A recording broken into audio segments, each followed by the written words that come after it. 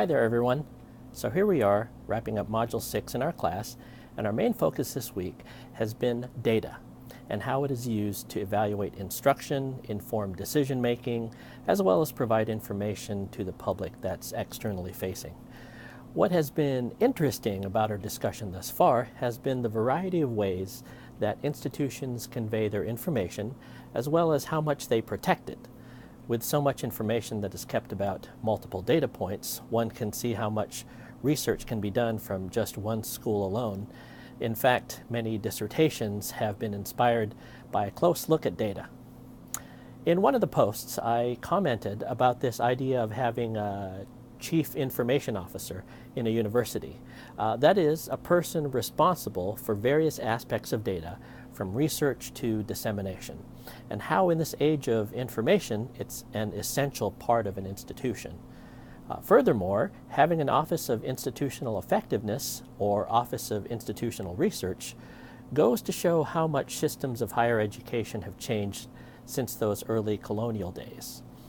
Here's an interesting question to ponder. What would an institutional research office look like in those early days of universities here in the United States or elsewhere? What would have they measured? Here's another question for you to think about. To what end do we use all this data for? Remember that data by itself is useless and that data only is useful if you apply it. One of the most important answers for the use of data, of course, would be for accreditation purposes, as well as ensuring quality instruction. I could think of so many examples in my experience when data was used to improve the quality of a program. Here at CityU, data plays a crucial element in our desire to constantly improve, and I'm glad to be a part of that effort. While there are so many aspects to data, I also encourage you to think through, as some of you did in posts, about what is missing. That is, what data needs to be captured that would help improve the institution.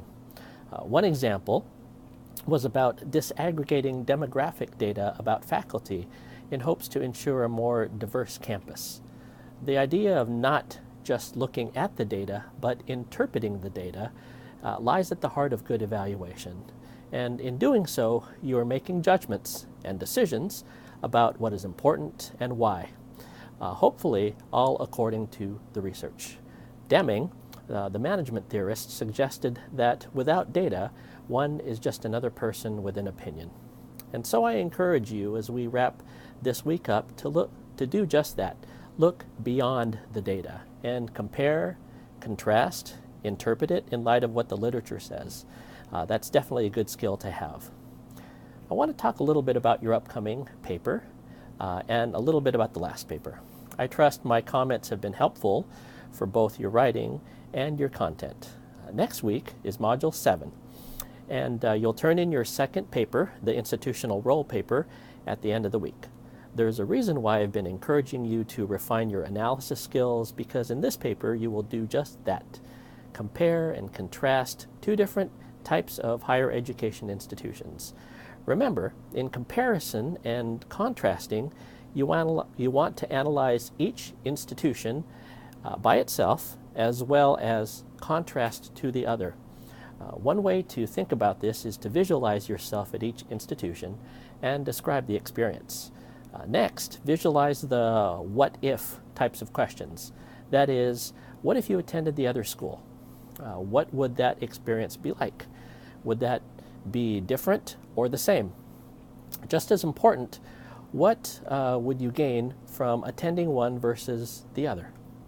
As I've always said, support everything from the literature. Module 7 shifts our focus to the actual students that attend these institutions. And in the supplementary material in the module, there is a great video on a vision of students today. I highly encourage you to watch it and reflect on it versus your own experience. I'm sure it will be eye-opening. The discussion I am really looking forward to, as the reading will take you to something that I've always enjoyed, the Beloit College Mindset List, which will probably make you, as it did me, feel old or wise. By the way, thanks to all who joined me this past week for the Open Professor Hangout. I like to do another again before the end of the term, and I'm looking to do that before the third and final paper. This time I'll probably do that on a weekend so that more people could attend. Look for that information soon. In any case, that's all for now, and as always, please contact me anytime with questions, concerns, or comments that you have. Enjoy the rest of the module and weekend, and I'll see you all online.